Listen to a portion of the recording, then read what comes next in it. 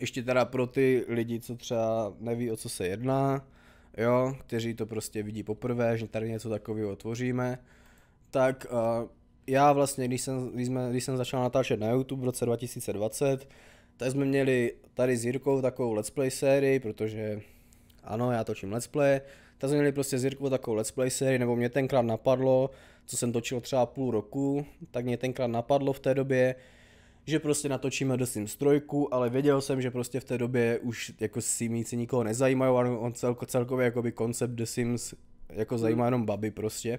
Tak já jsem si řekl, pojďme to udělat prostě pro chlapy, pojďme tu hru udělat prostě pro chlapy a uděláme to tak, že kdykoliv uděláme nějakou dovednost, anebo nás povýší v práci toho Simíka, tak prostě budeme chlastat. A tahle let's play série byla prostě založena na tom, že jsme prostě chlastali a byli jsme ožralí u toho The Sims, jo. Ta let's play série na tu dobu, já jsem měl v té době asi 20 odběratelů a každý to video v té let's play série mělo třeba 100 zhlédnutí, jo. Což bylo v té době pro mě úplně něco nepředstavitelného a byl to jako pro mě tenkrát jako strašně mega úspěch. A proto jsme hnedka měsíc nebo dva po vydání té první série jsme natočili jakoby druhou sérii, kde jsem se jakoby původně poprvé odhalil, kde jsem poprvé ukázal svůj ksicht. Kde jsme to prostě hráli s webkou poprvé, jo? Kde jsem poprvé prostě ukázal svůj obličej.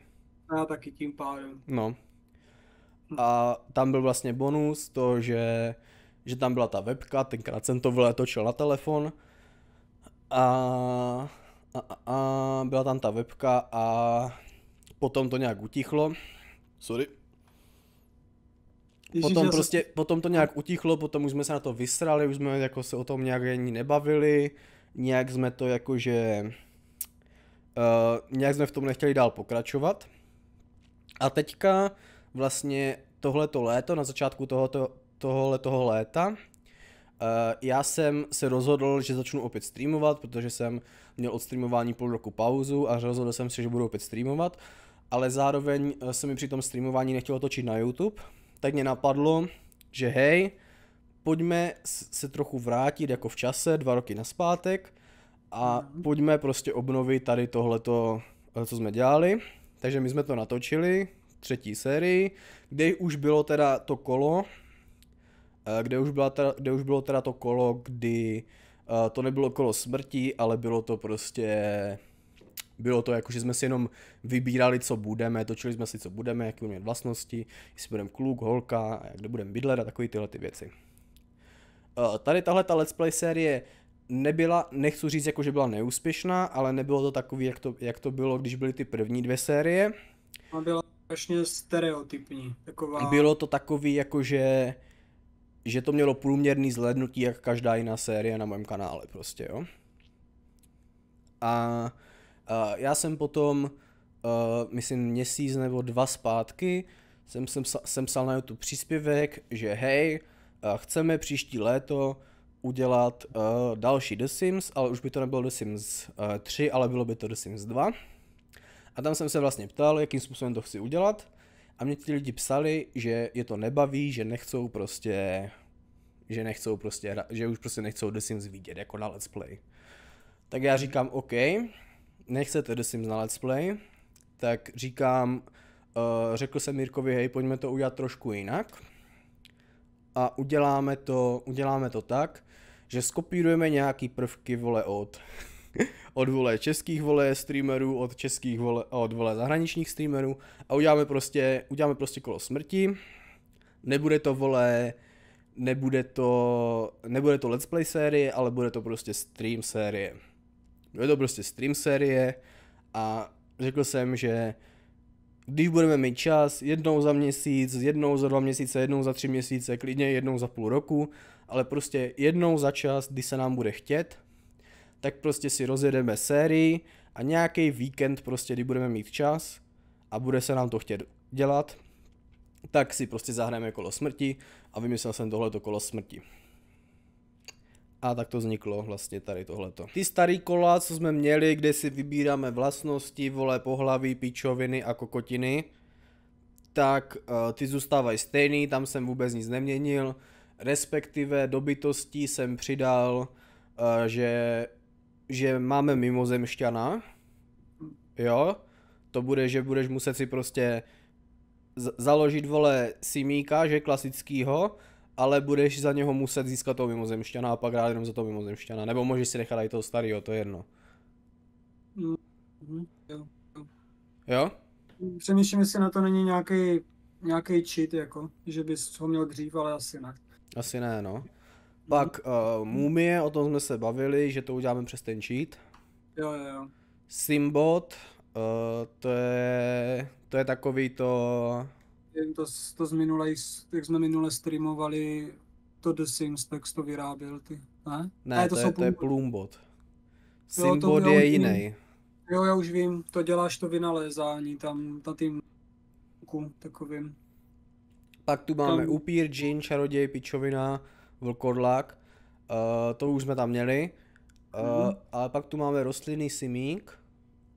To je ten rostlinák, to jsme měli tenkrát, když jsme to točili na Let's Play. Jo, to je, musíš na tu univerzitu, do té laboratoře. A pak máš mořskou panu.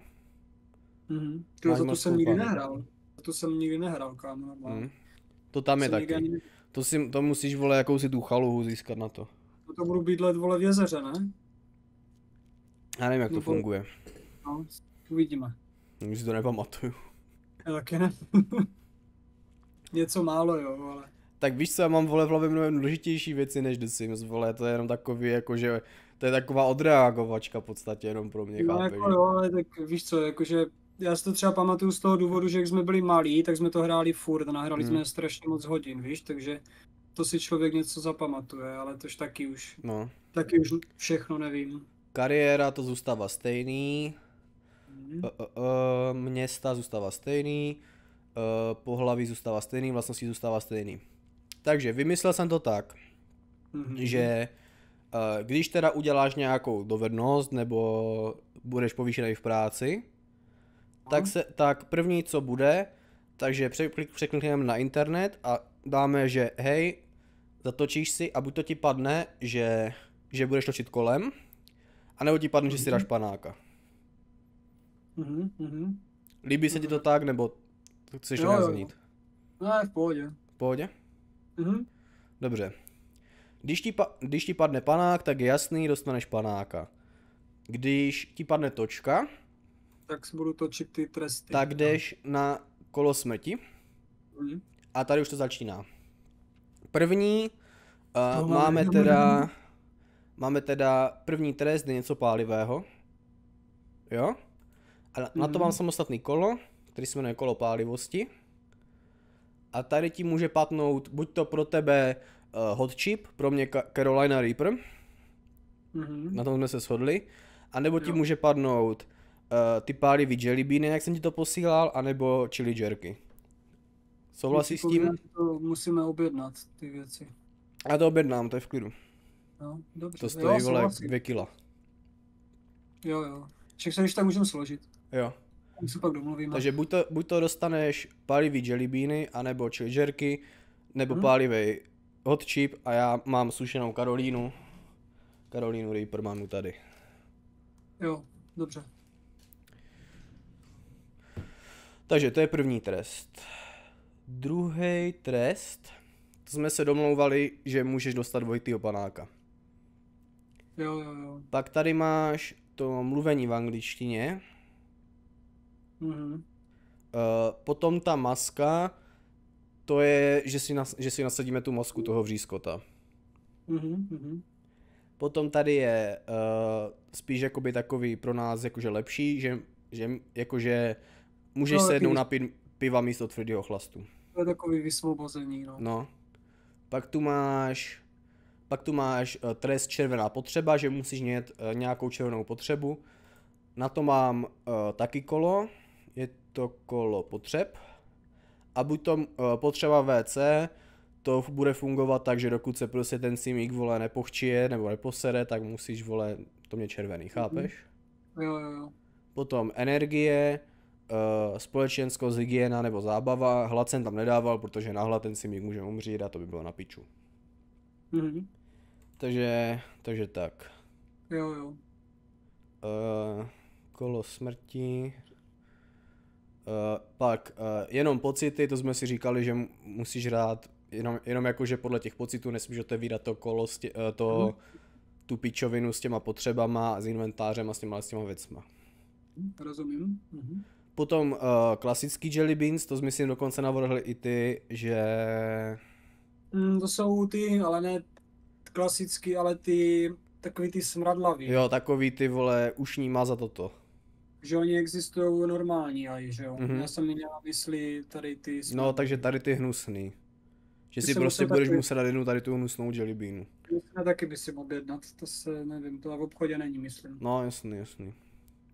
Potom tady je trest, že nesmíš kouřit vapo. No, to bude pro mě sebevražda, no. Tam skočím z okna, nebo na ten stream. To je jenom na půl hoďky, to vydržíš půl hodiny, byl. No jo, jako, kdybych nepil, tak jo.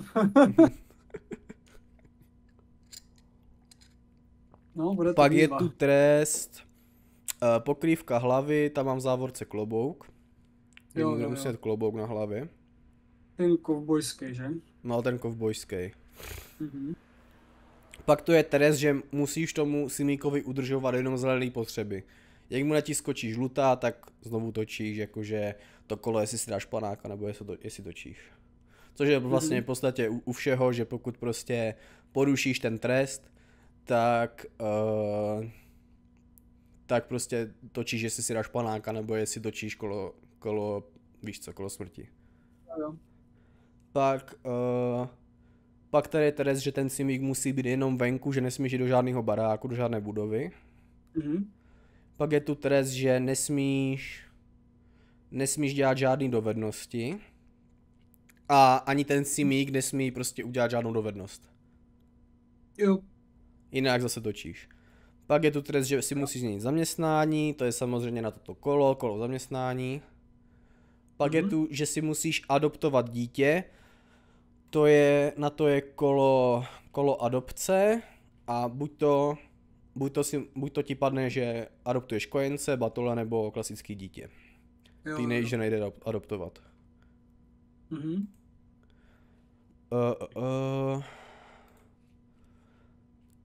Potom adopce mazlíčka, to je to stejný. Na to je potom kolo mazlíčku a buď to ti padne pes, kočka, kůň, nebo malej mazlíček, což je třeba jakože, to si budeš moct vybrat, jestli chceš rybu, hada, myš, papouška nebo takovou pičovinu. To jsem tam jako dál potom nějak nerozváděl, protože to by zase bylo moc takový vole specifický. Dal jsem prostě, že malý mazlíček, víš co? Ať se s tím zase tak nedrbem.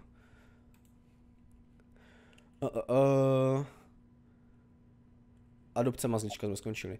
Potom je, že musíš toho simíka svého vykrmit, že prostě musí slousnout, že musí být vole tlustý prase, chápem se.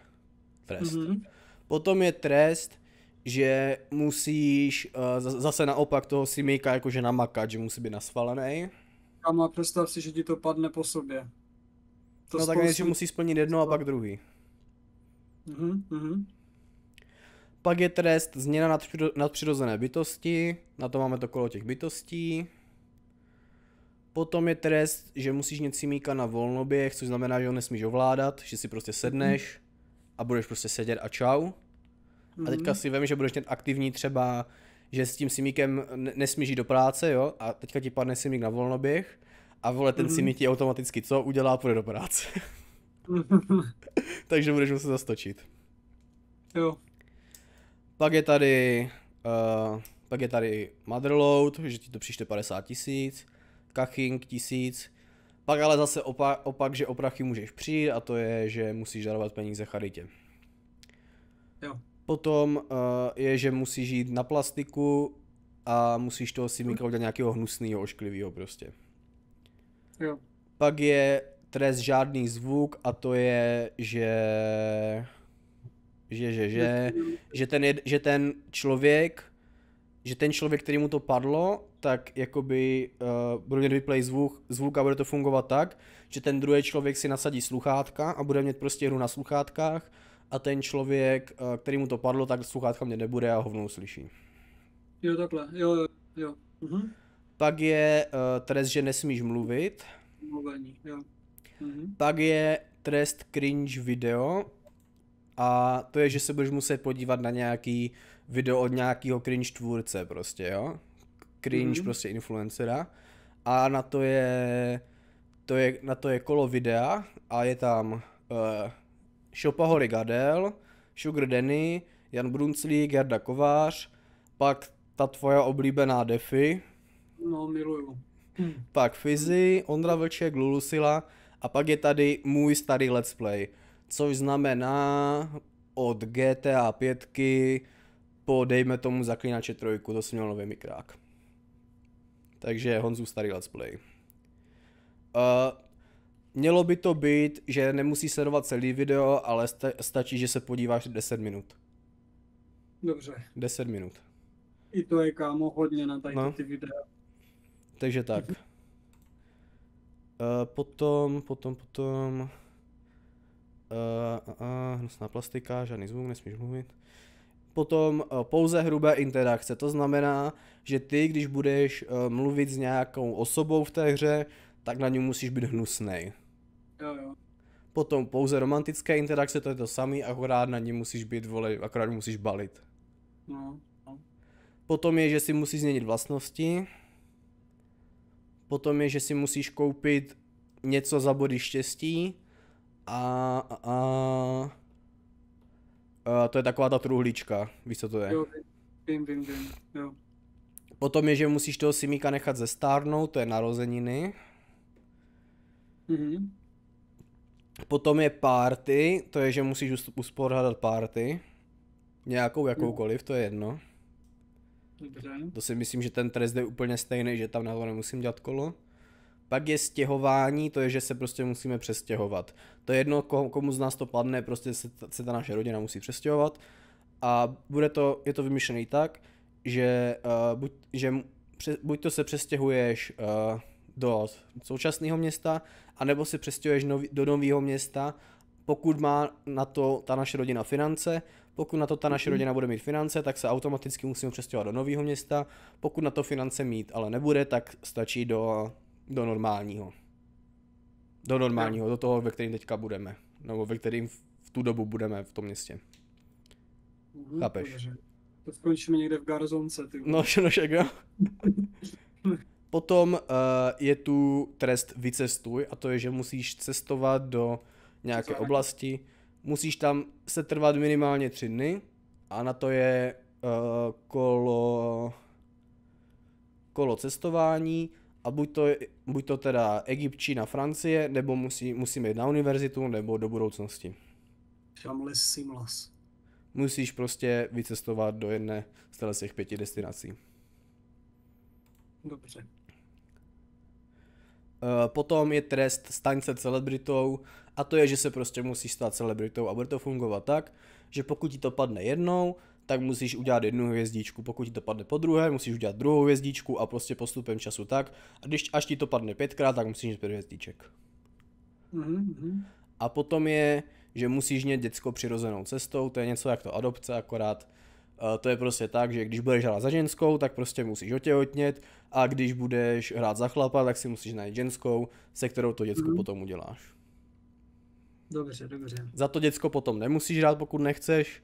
Pokud budeš hrát třeba za chlapa, tak ti stačí to, že vlastně zbalíš nějakou borku a prcneš si s ní děcko a pak už se o to dál starat nemusíš. Jasně, ono by to bylo teda, kdybys měl potom hrát za 2 simíky, tak bys měl trest za trestem. No však jasný. No.